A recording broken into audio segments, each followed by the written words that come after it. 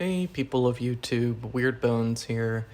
Quick introduction before I get into it. I do invasions in Elden Ring and post clip compilations with music that I like. Usually trying to highlight stuff that I thought was interesting, funny, or skillful, at least by my standards anyway. If you take a look at my content, you'll see I am not a professional YouTuber. I'm more of a hobbyist who enjoys Souls games and video editing for whatever unhealthy reason. So, if you like that sort of thing or hate that sort of thing, check out my channel. I'm recording this voiceover video because I've been seeing some classic gamer discourse over the last month or so concerning, one, the use of guides, and two, the use of co-op systems when playing Elden Ring, particularly for the first time. A number of community members and Souls content creators have posted to both YouTube and Twitter about these topics, and I've found most of it pretty frustrating to observe from afar. And I'm one of those people that likes to externalize my thoughts through talking and writing, so I've written some really quick notes on my thoughts, and I'm going to break this into two hopefully short videos that will eventually focus on guides and co-op individually. I'm going to be playing some invasion footage in the background, but you should be able to listen to this audio only if that's more your jam. Off the bat, I'll say that I've played through the entire FromSoft catalog multiple times over the years, and I've come more and more around to just outright not caring whatsoever how people play these video games. Using curated guides and walkthroughs, as well as stuff like Let's Plays, wikis, forums, and whatever else is out there, just does not matter at all to me. As long as you're not hurting someone else's experience with the game, such as using cheats online, just go wild. It's a video game, not a test of your gamer power level. And frankly, the debate around this has been present since day one with every Souls game and has never ever evolved or shifted in favor of one opinion or another. And while I think community discussion of this sort of stuff is always good in some sense, I think this incessant debate is entirely fruitless and needs to die. But of course, it never will, because gamers are just the worst. But getting into it, yeah, the discussion particularly around the topic of the use of external sources, such as guides and wikis, was very recently sparked by a quote given by Miyazaki, where when asked about the use of this sort of online help, he said, quote, "Of course players are going to consult guides, and there's going to be a wealth of information on the web and in their communities where they have access to the secrets and the strategies. We expect that." And he goes on to say, "We obviously understand players use guides, but we don't make or plan anything with that as a prerequisite. If anything, we try to cater to the player who is completely blind and wants to go through organically. If they can't do it, then there's some room for improvement on our behalf, and we'd like to try to embrace those players more in the future. We don't necessarily cater to players who are reading guides as they go, of course. It's perfectly valid playstyle, and we respect those players who like to approach it with a guide in hand. We just want to let you know it's not our prerequisite, designing the game in their favor." End quote. So, in summary, the developer of these games has no real qualms about this kind of approach to their games. And they seem to recognize both sides of it, where one, they don't design the games for people to use guides, and they definitely would love it for players to experience them blind and not have to go in with a guide. But on the other side of it, they recognize that the studio could definitely be doing more in the future to improve the experience for those players who may struggle with these infamously broad-spanning and, in some cases, deeply complex worlds, especially those that exist within Elden Ring, which is the largest FromSoft game to date. And this quote was very polarizing out the gate, at least on Twitter. The pro gamers were quick to say, oh, but you shouldn't ruin the sense of discovery that comes with a blind playthrough. These games will change you if you don't know what's going on. Why would you soil that by getting help? Don't you want to get the intended experience? You kind of get the idea. Meanwhile, the weaker gamers basically said, oh, okay, great, because I played the game this way with some help, and it was still one of the best experiences I've had with a game. Nice that the developer is cool with how I experienced it. And overall, that first group was not happy with the second group. Many prominent figures in the Souls community firmly landed in this anti-help, anti-guide subset, which added to what I frankly think is a false, quote-unquote, legitimacy to this perspective. And I think it's totally fine to give guidance to players and let them know kind of the trade-offs of getting help versus going blind. I've given that sort of input to friends of mine in the past who were just getting into Souls games, and I think it's totally fine, just kind of giving them some pointers on, hey, here's what to expect if you go solo or without a guide versus, if you use stuff like summoning pools or stuff like that. And as long as you're not trying to direct them towards a certain approach and saying like, oh, don't do this, don't do that because it's wrong, I think that's totally fine, because it's not your job to prescribe to somebody what their initial experience with a game should look like. I think that is a real overreach and kind of ruins it indirectly for a lot of people who might then feel held to a standard that doesn't actually exist. And just to be clear, I do agree that a blind playthrough does carry a lot of benefits when it comes to both discovery and immersion with these games. But at the same time, I've known plenty of people who, in their first run with Elden Ring, actually engaged pretty heavily, number one, with the co-op mechanics, which I'll touch on in the next video, as well as online help. And despite them going to the internet for help because they wanted to understand a quest line or how the game might pan out if they made a certain decision, they still got so much out of that initial experience, and some of them even becoming Souls fans afterwards because of what Elden Ring had given them.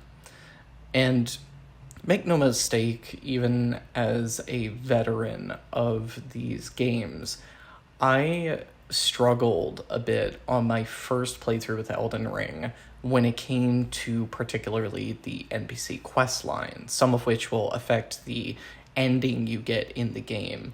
I even struggled a little bit to progress Ronnie's quest line initially, which is arguably the most clear-cut and emphasized quest line in the game. And while I did go through blind, I cannot expect that all or even the majority of players would do the same, and that is totally okay. And another thing to note here, and I'll probably touch on this a bit more in the second video regarding the co-op systems, is that Elden Ring was an unprecedented success for FromSoft, sales and numbers-wise. There has never been such a huge, at least initial player base for Souls games before this one. And as a result, there is just going to be a higher number of people who are experiencing this game in contexts that don't really allow for a 100% blind playthrough. Most players, from what I've seen, and I think FromSoft might even have had some data supporting this, but don't quote me on that, have only completed Elden Ring once and just left it there. And, in the online age, you're almost inevitably going to see information about a game before you pick it up and start playing it, because people will do research, they'll kind of look for general impressions or reviews, and in a lot of those cases, they're going to hear about the expected length of a game. And they're likely going to see, for the majority of players on their first playthrough, that they spend somewhere between 100 to 150 hours on that first playthrough. So with that expectation, a lot of them are probably going into the game with the expectation of, oh, I'm probably going to only play through this once because I just don't have the time to be replaying it. And it's not going to apply to everybody, but for a lot of people, that's probably the case. And that's totally reasonable, I think, with how chaotic, work, life in general, and your personal circumstances can be for most people. Speaking from experience, I, in the past, have taken as much as, and it's not very much probably to most people, but a couple months off from Elden Ring and Invasions because I was going through a move or some kind of life transition and would always inevitably come back to it. But your engagement with these games can be very directly influenced by what's going on in your life. And I think that's compounded when the game is so lengthy and broad and complex.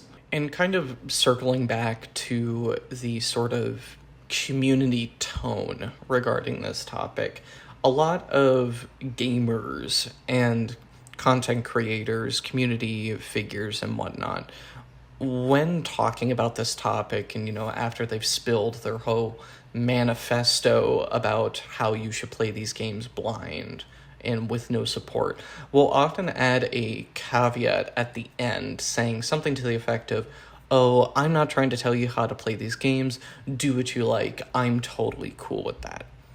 And the fact of the matter, if we're being real here, is that they are indirectly pushing you to experience the games in accordance with their standards and what's quote-unquote intended.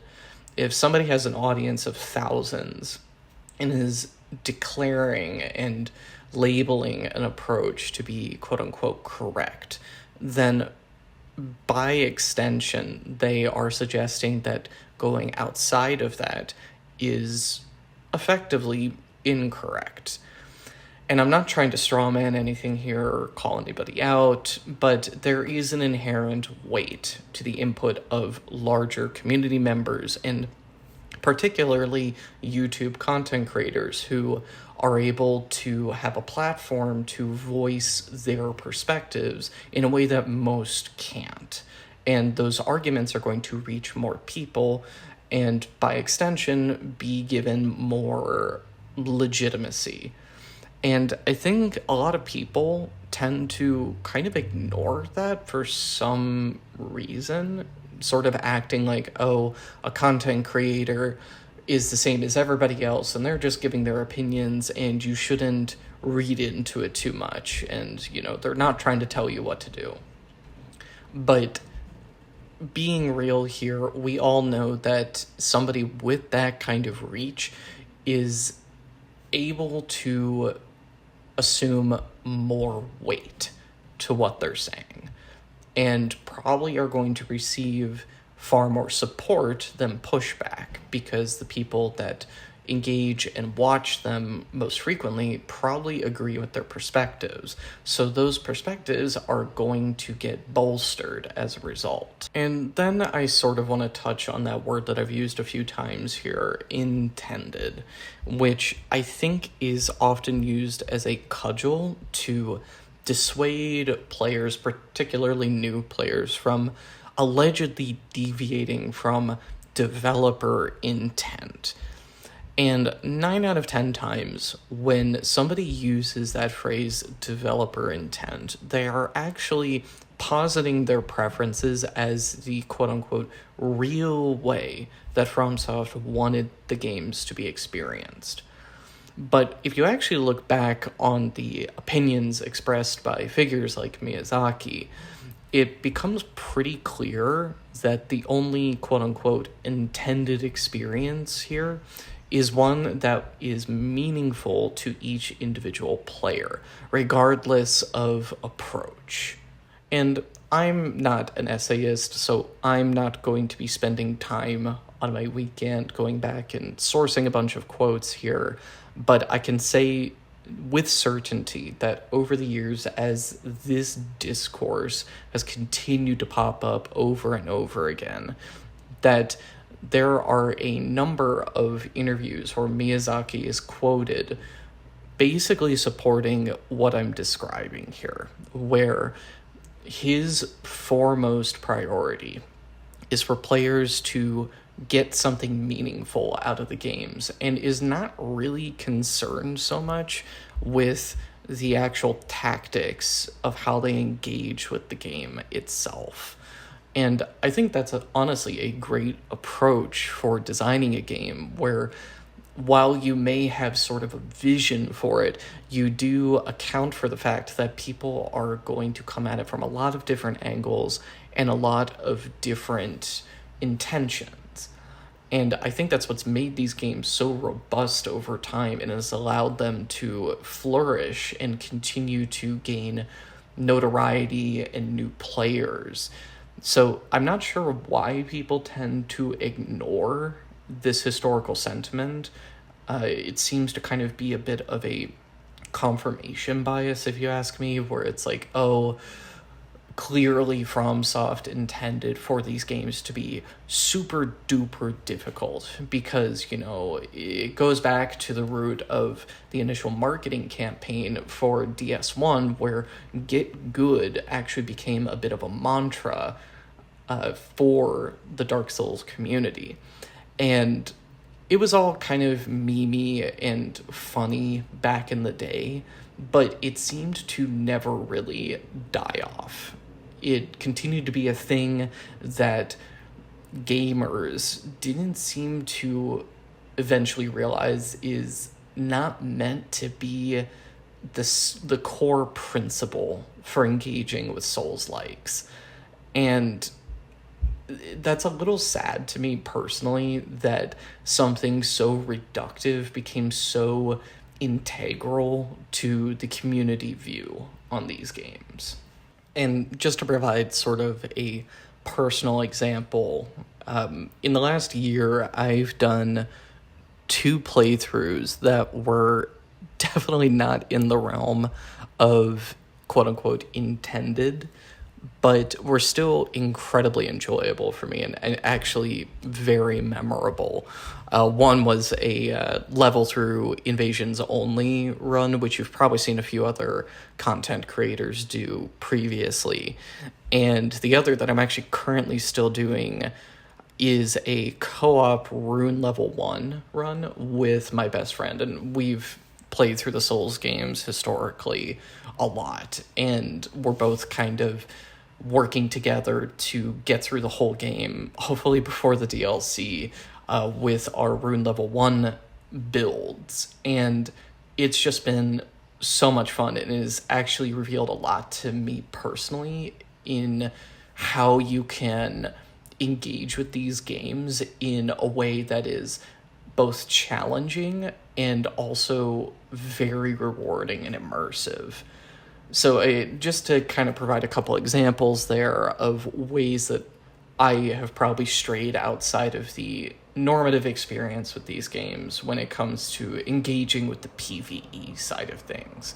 And while I'm mostly fixated on that PvP side of things with Elden Ring, I do still go back to the PvE intermittently just to kind of see how it holds up, and obviously to kind of like test out different builds and try to get the different endings, stuff like that. And that's the thing to sort of examine here is, was the game designed for this type of run? You know, leveling only through invasions or playing through it at level 1, as many have done? Probably not. But does the game fully allow for them and gives no indication that you shouldn't be doing them? Also no. But I'm not going to dwell too much on those examples. I'll touch a bit more on the co-op invasions side of things in that next video. But just kind of wanted to put those out there as some simple illustrative examples of how I personally have kind of broke the mold with these games recently. So I think, trying to wrap this up, what I'm trying to say is don't let anybody police you on how you choose to engage with the Souls games, or any game for that matter. But nobody is watching over your shoulder when you play these, and nobody is going to care how you ultimately reached the credits. And at the end of the day, the games are about overcoming obstacles by any means necessary, if you ask me. And when you see that enemy defeated appear on your screen, you have, in all instances, earned it, no matter how you got there. And if somebody tries to diminish your victory or lessen it or add some sort of footnote to it, frankly, you should probably disregard their opinions outright, as they have clearly invested way too much into their own victories and think that others should follow their personal rule set for some ambiguous reason. And it's that classic gamer mindset of personal skill and your way of doing things being the right way to do it, so that you can kind of put yourself above everybody who goes about it differently. And I think that's just really unhealthy and isn't something that you should give too much credence to. And I don't know, maybe I'm overacting to niche internet discourse here, but I do feel very strongly when it comes to this particular topic, because I love the Souls games, and I think more people should get the chance to experience them. And sorry if this came off a bit rambly. I'm not an essayist or a writer, and I'm sure the audio is going to be pretty scuffed. I'm literally recording this from my phone, which is like on a stack of books in front of me right now, so definitely not a professional audio setup. But I hope that my thoughts here are able to reach at least a few people and maybe give you some reassurance in how you've previously approached this game and how maybe even you plan to approach the DLC here in a week. And if I were kind of to boil down the quote-unquote thesis for this little video, I'd say nobody cares, get your victory, find your own meaning, not somebody else's. Thanks for watching. Hey, editor Weirdbones here. As I'm just kind of going through the footage and audio for this video, one thing just really quickly occurred to me that I think falls in line with the sentiment that I've put forward, and that is actually the way that players are going to have to access the DLC area when it comes out, and that is going to require people to beat Moog, Lord of Blood, which is an optional boss in a rather obscure optional area of the game. And I think FromSoft actually released some data very recently where I think it was around about 60% of players, you can probably find this with a quick Google search, but round about that many players have not even accessed the Mogwin area or beat Moog. And I think that's just kind of funny as an example for how large chunks of these games, and arguably in some cases some of the best chunks, like I personally think Moog is one of the best fights in the game, are not signaled very explicitly. And if you're new and don't entirely know what you're supposed to look for, you'll just entirely miss out on those areas. Like, Mogwin is locked behind a invasion questline with Vare, which the majority of players do not engage with invasions. And it's either that, or you have to go and find an NPC and invade them in some random ruin in Altus. And it's either that, or you have to go and find the gateway to the area in a far-off corner of the consecrated snowfield, which is also an optional area, and it's behind an NPC invader. So it's like so obscure that a lot of people going into the DLC don't even have the area unlocked that's needed to get to this additional portion of the game that they have paid money for.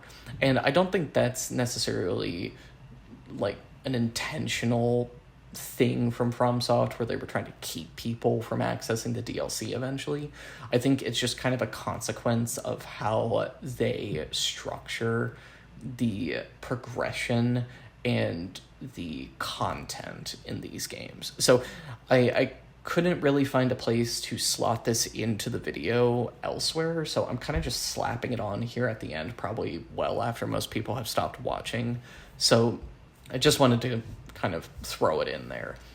And I'll just say, if you made it this far, or, you know, any of this resonated with you, I really appreciate it. I'm not familiar with making this type of content, and I realize the length of this video might have been a turnoff for a lot of people, but I'm hoping the next video, which will focus on the co-op invasions side of thing, which I have far more to say on, honestly, will somehow wind up being actually shorter and more concise than this one, and a bit less rambly. I might work on actually putting together something resembling a script for that one. But anyway, yeah, I just wanted to say thank you, and I hope you tune in for the next video. Thanks for watching.